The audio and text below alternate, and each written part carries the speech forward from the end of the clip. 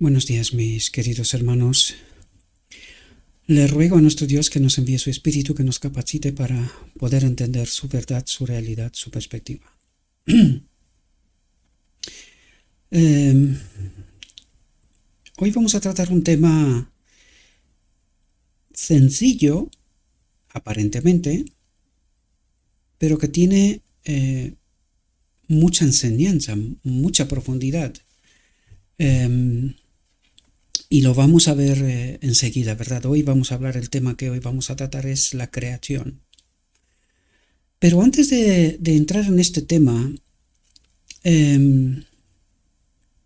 quiero deciros, mis queridos hermanos, seáis de donde seáis, yo no promuevo una iglesia en concreto.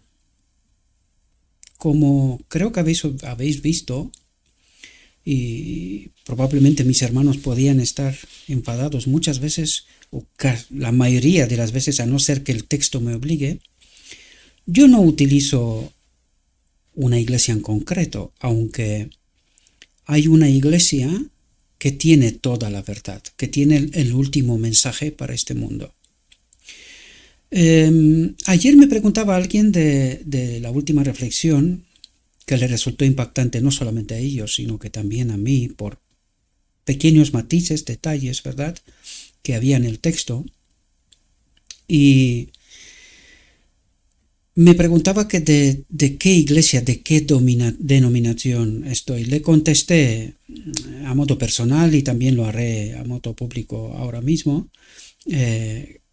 Pertenezco a la Iglesia Adventista, ¿verdad? Yo soy anciano de la Iglesia Adventista y el mensaje que predicamos es el mensaje de Dios, no es el mensaje de la Iglesia Adventista, aunque le fue entregada a la Iglesia para predicar el Evangelio, ¿verdad? Desgraciadamente, por una serie de cuestiones, no está cumpliendo con su deber.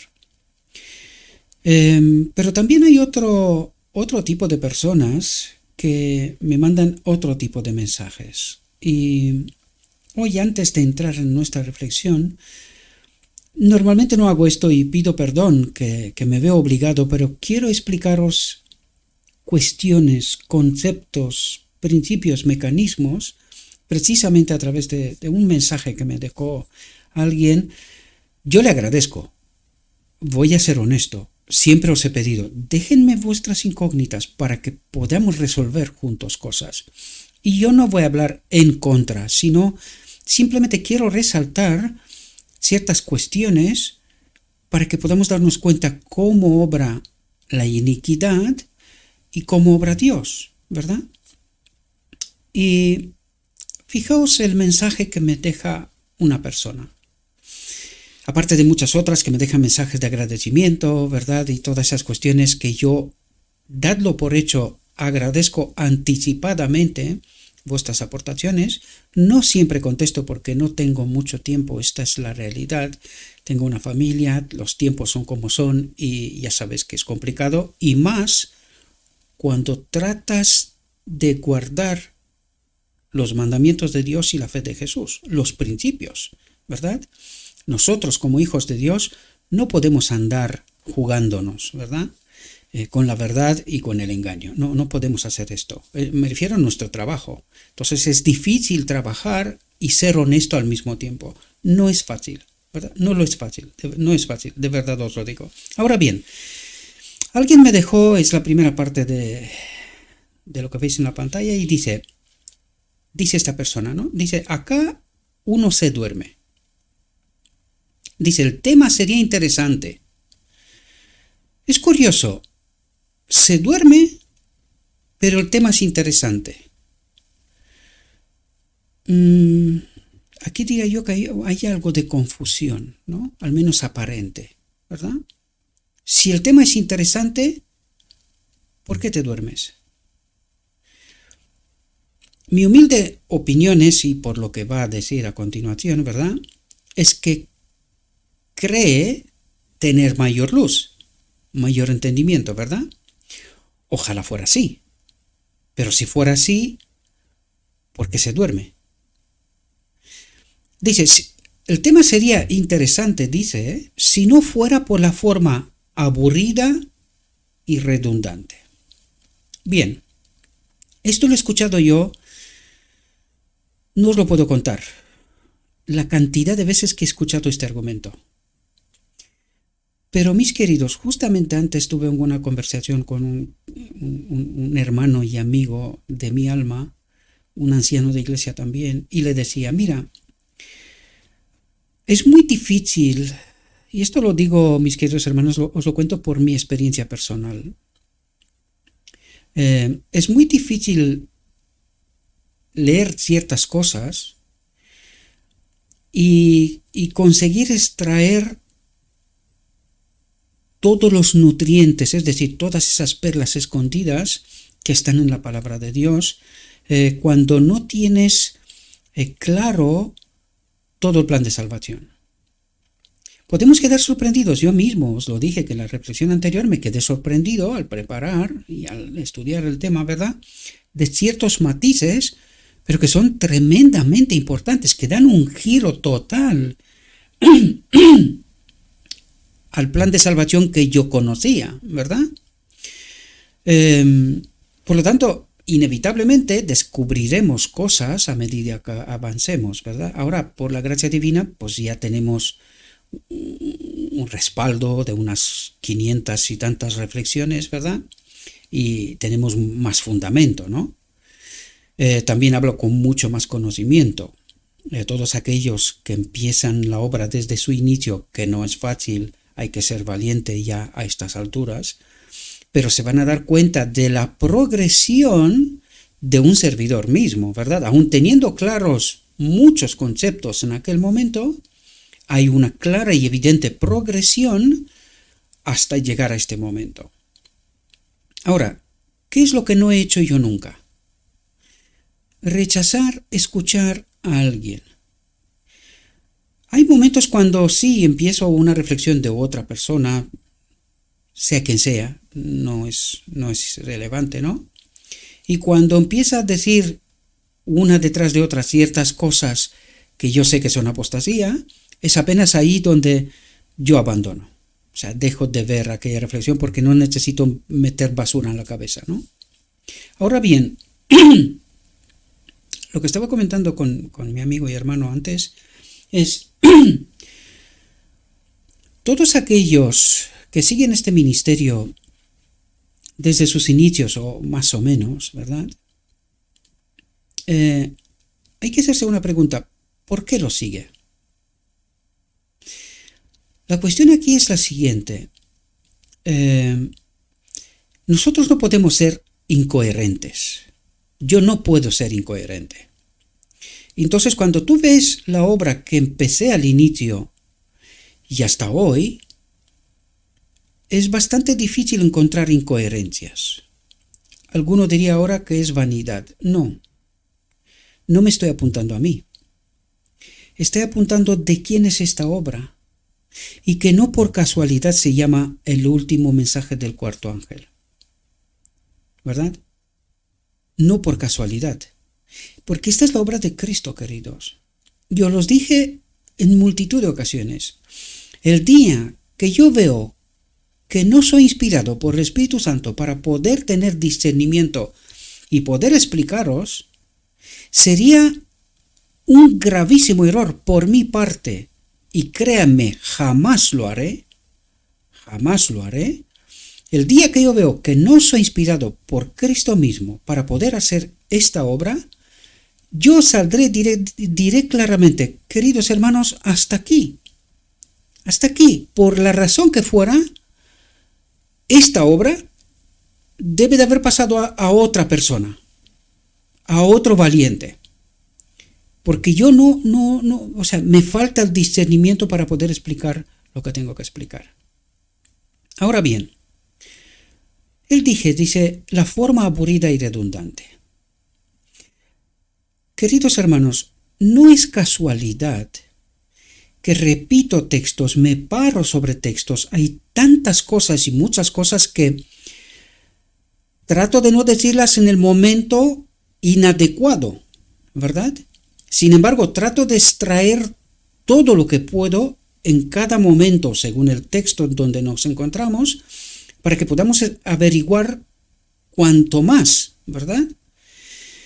Por eso es necesario a veces ser aburrido y redundante, repetirme y volver sobre el texto 2 y hasta 3 veces, ¿verdad? Créanme, no es fácil, queridos, no es fácil, o sea, tienes que tener claro el plan de salvación para no ser incoherente con todo lo que estamos descubriendo. Necesitamos ser coherentes, porque si no somos coherentes, ¿quién te escucha? Yo no escucho a alguien que es incoherente. Ahora, en esta aburrida y redundante reflexión, ¿es coherente? Esa es la pregunta clave que tenemos que hacernos. El hecho de ser redundante es solamente porque hay cosas que dejar claras. Ahora, también lo he dicho en multitud de ocasiones, yo no me dirijo a las luminarias. Las luminarias que hagan su trabajo. Si son lo que dicen ser, que hagan su trabajo. Con lo escrito está. Eso es lo que digo, con lo escrito está. Si son luminarias, que presenten la verdad. Ahora, a este hermano mío yo le diría, mira, cuando tú encuentras, es como en los negocios, ¿verdad? Si tú encuentras un nicho que no está cubierto o un producto que tiene defectos, pues mejora los defectos y véndelo tú. Lo mismo digo aquí. Si yo soy aburrido y redundante, pero tú crees que puedes hacerlo mejor, ¿qué esperas? ¿Qué esperas? ¿No sabes cuál es tu llamado? Dice, lean el libro de Isaías, no cuentos de ángeles, y lo pone entre comillas, ¿verdad? Bien, ojalá entenderías. Pero yo he traído un texto que no hace tanto lo estudiamos, pero que encaja muy bien con esta situación, ¿verdad? Y dice ese texto, Felipe y el etíope de Hechos 26 al 31, ¿verdad? Y dice lo siguiente, un ángel del Señor habló a Felipe, diciendo, levántate y ve hacia el sur por el camino que desciende de Jerusalén a Gaza, el cual es desierto. Dice, entonces él se levantó y fue. Y dice, y sucedió que un etíope, no un israelita, un etíope, Babilonia de su tiempo, Egipto, ¿verdad? Un etíope, eunuco, funcionario de Candace, reina de los etíopes, el cual estaba sobre todos sus tesoros, y había venido a Jerusalén para adorar. Qué lección más tremenda para todos aquellos que están pendientes de, no, este es de no sé qué iglesia, y el otro de no sé qué iglesia, y el otro de no sé qué iglesia. No lo escucho. Qué lección, y aquí no son ángeles, como dices tú, mi querido hermano. Qué lección más tremenda nos da Dios. Un etíope que adora al Dios de los judíos, que viene a Jerusalén para adorar, y fijaos lo que ocurre a continuación. Dice, y había venido a Jerusalén para adorar. Volvía sentado en su carro, se iba para casa, ¿verdad? Y leyendo al profeta Isaías, ya que estás hablando del libro de Isaías, ¿verdad? Aquí quiero remarcar algo. Ni los judíos entendieron el libro de Isaías. Y si quieres ser más específico, Isaías 53. Por eso mataron a Cristo. Y dice, y leyendo al profeta Isaías, y el Espíritu dijo a Felipe, acércate y júntate a ese carro. Acudiendo Felipe le oyó que leía al profeta Isaías y dijo, ¿pero entiendes lo que lees? Se lo dice a un egipcio, a un etíope, para ser específico con el texto, ¿no? A un etíope. ¿Entiendes lo que lees? Yo me pregunto, si hubiese preguntado a un judío, ¿cuál hubiese sido su respuesta? Porque yo sé claramente de Israel de la actualidad, va por la calle, he visto un documental al respecto, por eso hablo con conocimiento, y le pregunta a Isaías 53, y le pregunta, oye, ¿de quién habla aquí? Hasta hoy rechazan comentar Isaías 53. Pero le pregunta a Felipe, ¿pero entiendes lo que lees en el libro de Isaías? Él dijo, ¿y cómo podré si algún aburrido y redundante no me enseñara? ¿Cómo podré? Aquí surge una pregunta importante y una lección importante. ¿Con quién peleó más Cristo? Con los maestros de Israel, con aquellos que creían tener la verdad. ¿Y dónde predicaba y enseñaba al pueblo Cristo? En la naturaleza, sobre todo. ¿Y a quién? A los simples que no estaban tan cargados de las formas y de las costumbres de las sinagogas, iglesias, diría yo en día de hoy, ¿verdad? Porque los maestros hoy han cargado las prédicas, las reflexiones, de como si fuera una especie de espectáculo, teatro. Hay que sorprender constantemente al auditorio, porque claro, el próximo fin de semana también tiene que venir y tiene que aportar. Pero los simples no están pendientes de eso. Los simples son tan simples en su simpleza que no rechazan la verdad, no creen saber, más bien creen no saber y tienen sed y hambre de conocimiento, de estar unidos a Cristo. Por lo tanto, como mínimo, tienen la disposición de este etíope,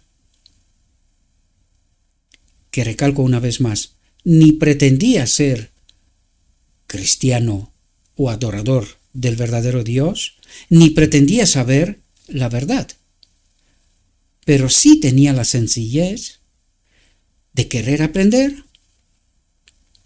y no cuestionó en ningún momento a Felipe, ni por ser aburrido, ni por ser redundante, ni por creerse alguna luminaria, sino que rogó a Felipe que subiese y se sentara con él para que le explique, si fuera posible, Isaías.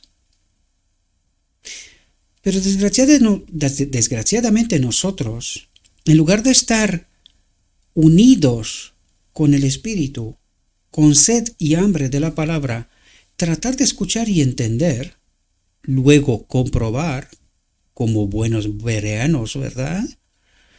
Comprobar si lo que escuchamos es conforme con el Evangelio. Pero cuando tú me dejas claramente cuentos de ángeles, ¿cuál es ese tema interesante? ¿Por qué te parece aburrido y redundante? Y si en última instancia crees que no vale la pena, ¿qué te impide, en lugar de ir como el etíope a bautizarse, qué te impide salir y dejar de escuchar? Porque no te obliga a nadie. ¿Que no eres agradecido? Puedo entenderlo. Pero ser desagradecido, ¿cuentos de ángeles? ¿Cómo lo sabes? Buena pregunta. ¿Cómo lo sabes? ¿Son cuentos de ángeles o es palabra de Dios? Bien, espero que podamos entender la profundidad, mis queridos hermanos. No, una vez más recalco, agradezco el mensaje, agradezco a los valientes que dejan un mensaje, ¿verdad? Yo a veces me nutro de estos mensajes, de este también, porque me hacen reflexionar, y creo que se ve claramente la obra las diferencias entre la obra del Espíritu de Dios y la obra del espíritu de la iniquidad. No debemos de ser confusos. Busquemos a Cristo. No rechacemos algo y demos por hecho, porque eso es lo que está pasando aquí, cuentos de ángeles. Demos por hecho que algo no está bien. Primero asegúrate. Trata de asegurarte. Yo sé que esto es difícil, sí, porque la Odisea está en apostasía. Si la Odisea hubiese hecho bien su trabajo, no tendríamos que explicar 500 reflexiones dedicadas a la Odisea, para luego empezar a explicar a la gente sencilla. Y por eso soy agradecido, porque en realidad yo busco a la gente sencilla. Pero no duermas, querido. No duerman. El propósito del mensaje es precisamente despertar. Si el tema tiene algo de interesante, espero que seas agradecido y que aquellas cosillas, las que fueran, si son interesantes, dignas de un estudio más profundo, espero que seas agradecido. A Dios, a mí no. A mí no. Yo también agradezco a mi Dios, ¿verdad? Y tu Dios, espero que sea el mismo, ¿verdad? Bien, dicho esto, y ya me he alargado mucho más de lo que tenía pensado, aunque el tema es sencillo, no es tan complejo, entremos en nuestra reflexión, la creación. Y empieza con una bomba. Dice, el Padre y el Hijo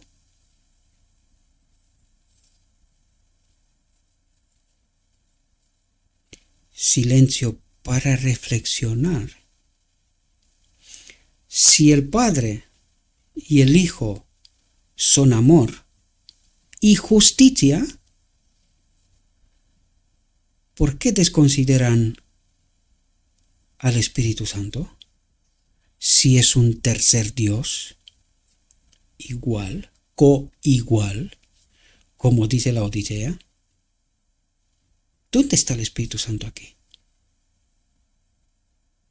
El Padre y el Hijo emprendieron la poderosa y maravillosa obra que habían contemplado de crear el mundo.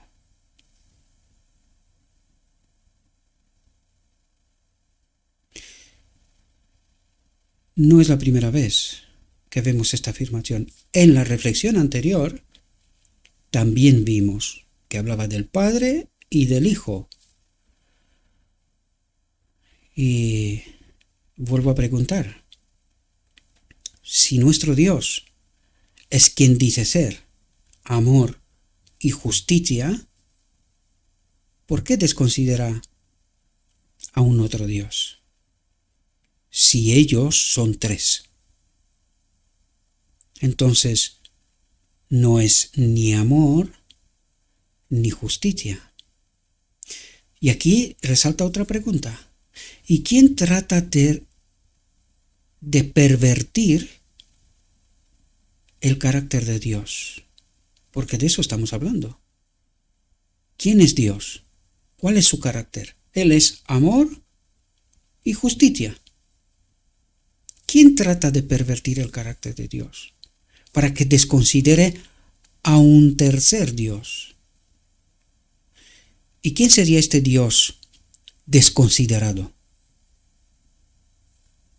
Lo vimos en la reflexión anterior, ¿verdad?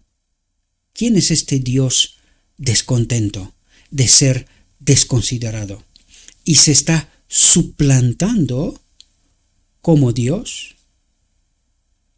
pero no es Dios? El Padre y el Hijo emprendieron la poderosa y maravillosa obra que habían contemplado de crear el mundo. La tierra salió de la mano del Creador, sumamente hermosa. Había montañas, colinas y llanuras, y entre ellas había ríos y masas de agua. La tierra no era una extensa llanura, sino que la monotonía del paisaje estaba rota por colinas y montañas, no altas y desgarradas como ahora, sino regulares y de bella forma. Las rocas altas y desnudas nunca se veían sobre ellas, sino que yacían bajo la superficie, respondiendo como huesos a la tierra. Las aguas se dispersaban regularmente, las colinas, las montañas y las bellísimas llanuras estaban adornadas con plantas y flores, con altos y majestuosos árboles de todo tipo, que eran muchas veces más grandes y mucho más hermosos que los árboles actuales. El aire era puro y saludable, y la tierra parecía un noble palacio. Los ángeles contemplaban y se regocijaban ante las maravillosas y hermosas obras de Dios. Y ahora pregunto,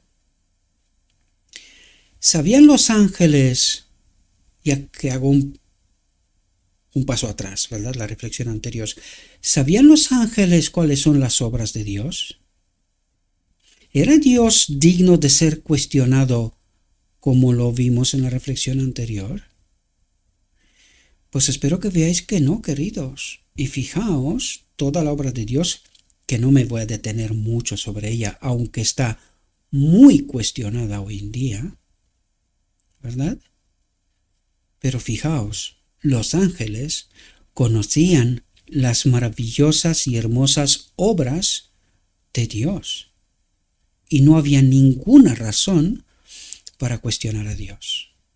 Dice, después de la creación de la tierra y de las bestias que había sobre ella, otra bomba, el Padre y el Hijo y nadie más llevaron a cabo su propósito diseñado antes de la caída de Satanás. Como lo vimos en la reflexión anterior, la creación del hombre se anticipó, se apresuró precisamente por la caída de Satanás y de los ángeles que le siguieron, ¿verdad? Por lo tanto, el Padre y el Hijo llevaron a cabo su propósito diseñado antes de la caída de Satanás de hacer al hombre a su propia imagen. Esto es interesante porque yo creo que dice mucho más de lo que aparentemente dice. Aquí habla de un ser, a pesar de haber sido hecho más bajo que todos los demás seres, dice, fue creado a su propia imagen de Dios. Ahora recuerden que Cristo dice, cuerpo me has preparado para ser como ese ser creado a su propia imagen. Y que Cristo, o Jesucristo, preservaría la naturaleza divino-humana durante la eternidad. Aquí creo que hay mucho más de lo que está diciendo. Pero no quiero entrar en especulación, simplemente quiero deciros que aquí trata de decir que el hombre está hecho de una manera diferente a otros seres. Que en esta manera, en esta naturaleza, viviría el Hijo de Dios durante la eternidad, después de la caída del hombre, quiero decir. Y que todo esto fue diseñado antes de la caída de Satanás. Porque Dios conoce el final desde el principio. Por lo tanto, en la creación del hombre hay algo especial. Dice, habían obrado juntos en la creación de la tierra y de todo ser viviente sobre ella. Y ahora Dios dice a su Hijo, Dios dice a su Hijo, y a nadie más, ¿verdad? Hagamos al hombre a nuestra imagen. Me acuerdo del libro Primeros Escritos, cuando la sierva le pregunta a Cristo en una visión, y le pregunta si el Padre tiene un cuerpo como nosotros. Ella no lo podía ver. ¿Por qué? Porque nosotros en nuestra condición caída moriríamos. Pero al hombre Cristo Jesús sí lo puede ver. Y a él le preguntó si el Padre tiene un cuerpo, una apariencia como nosotros. Y la respuesta de Jesús fue que sí. Sí lo tiene. Hagamos al hombre a nuestra imagen, no solo en el carácter. Especialmente en el carácter, pero no solo en el carácter. Cuando Adán salió de la mano de su creador, y digo esto porque miren a Cristo. Es Dios. Es el Hijo de Dios. ¿Verdad? ¿Cuál es su forma? Cuando Adán salió de la mano de su creador, era de noble estatura y de hermosa simetría, era más del doble de alto que los hombres que ahora viven en la tierra, y estaba bien proporcionado. Sus rasgos eran perfectos y hermosos, su tez no era blanca ni cetrina, sino rubicunda con el rico tinte de la salud. Eva no era tan alta como Adán. Aquí hay muchas cuestiones, porque Eva representa a Cristo, Adán representa al Padre. Del Padre, Adán, tipos antitipos, es rota Eva, es roto Adán, Cristo. Aquí hay tipos y antitipos que hay que entender. Por eso Eva es un poquito más abajo que Adán, porque Adán representa al Padre, Eva representa a Cristo. No entres en el género, ¿verdad? No estamos hablando de esto. Estamos hablando de autoridad, ¿verdad? Por eso el Padre designa, lo vimos en la reflexión anterior, toda su autoridad en el Hijo.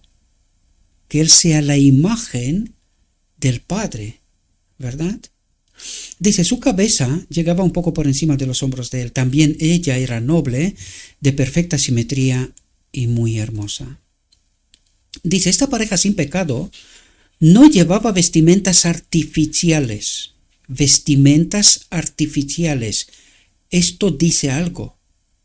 Es importante. Dice, estaban vestidos con una cubierta de luz y gloria, de la presencia del Espíritu, de la naturaleza divina de Dios.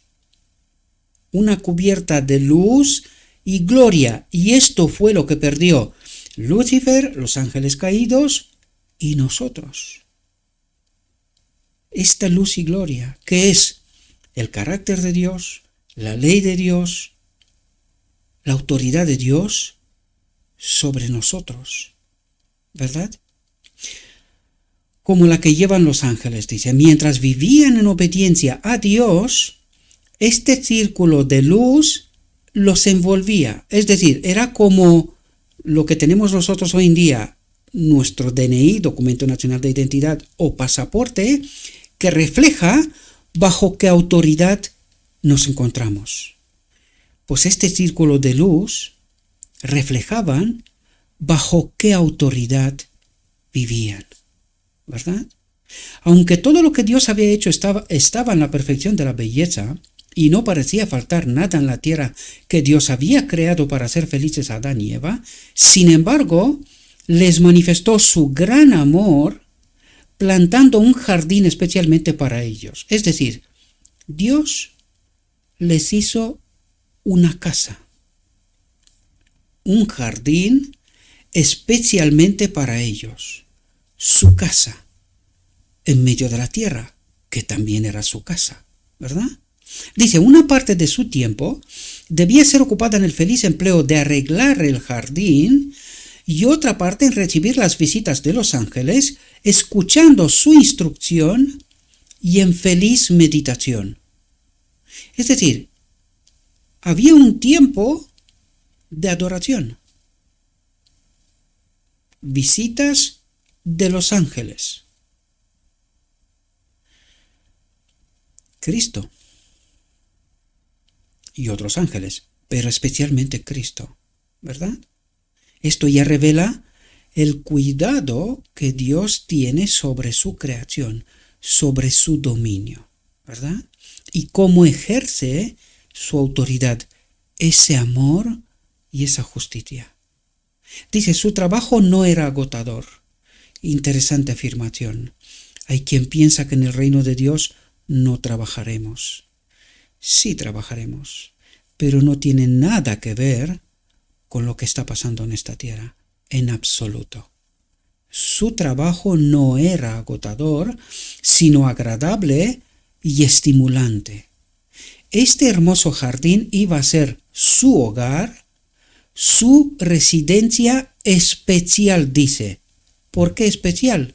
Porque su verdadera residencia está en la Jerusalén celestial.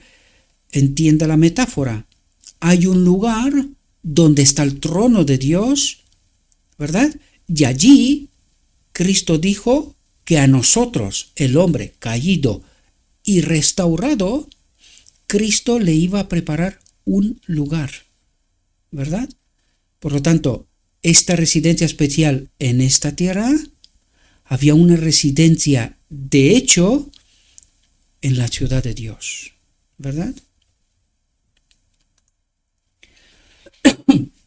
Dice, en este jardín, el Señor colocó árboles de todas las variedades para que fueran útiles y hermosos.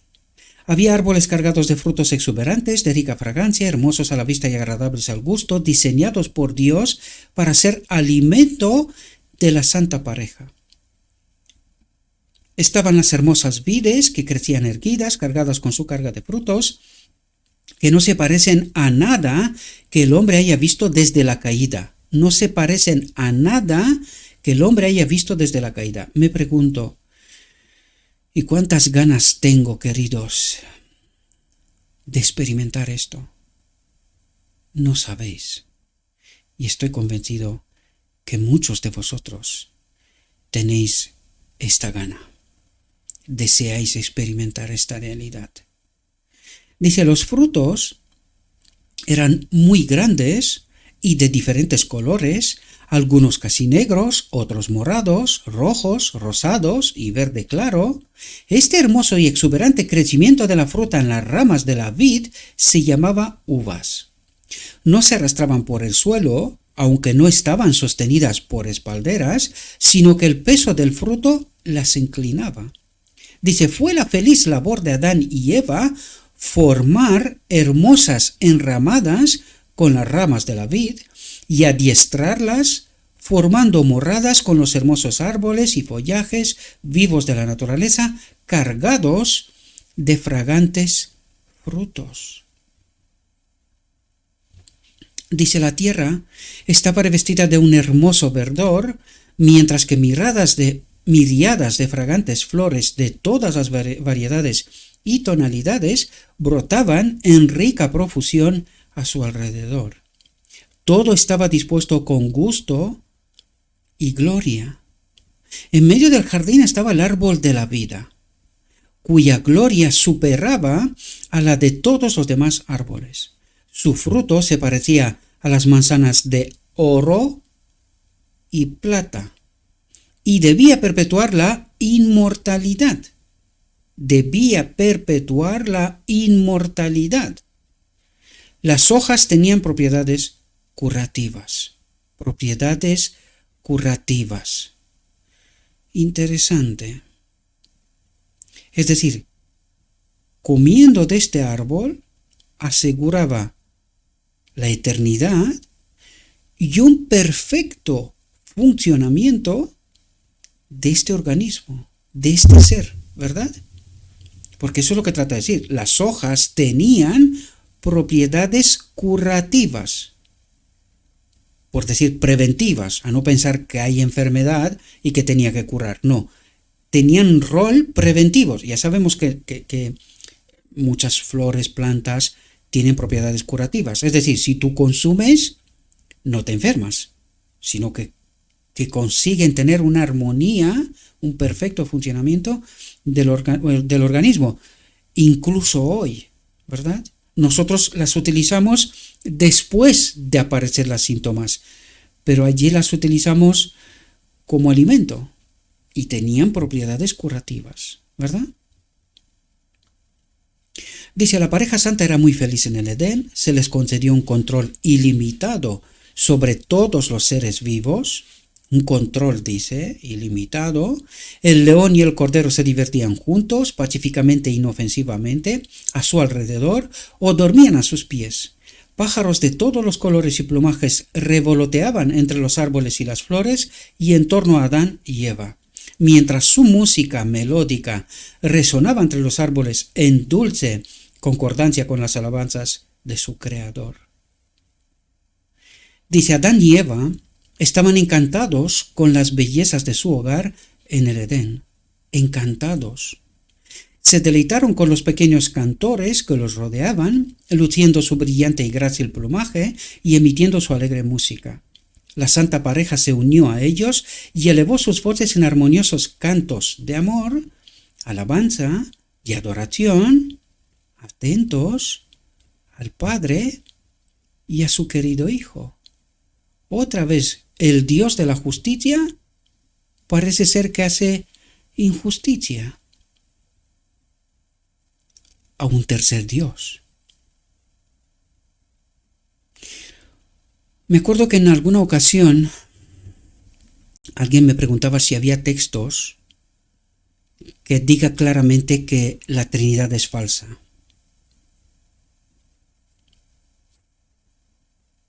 Aquí los tenemos, queridos. Solamente nos falta discernimiento para entender de qué nos habla Dios. ¿Cuántos dioses hay? ¿Verdad? Reconocieron el orden y la armonía de la creación, que hablaba de una sabiduría y un conocimiento infinitos. Continuamente descubrían alguna nueva belleza y gloria adicional de su hogar en el Edén, que llenaba sus corazones de un amor más profundo y hacía brotar de sus labios expresiones de gratitud y reverencia a su Creador. Esta fue la reflexión para hoy, queridos hermanos, y como siempre, tenemos nuestro texto. Todavía hay mucha luz que debe brillar de la ley de Dios y del Evangelio de la justicia. Este mensaje, entendido en su verdadero carácter y proclamado en el Espíritu, crecerá hasta alcanzar una importancia tan grande como apenas soñáis, y iluminará la tierra con su gloria.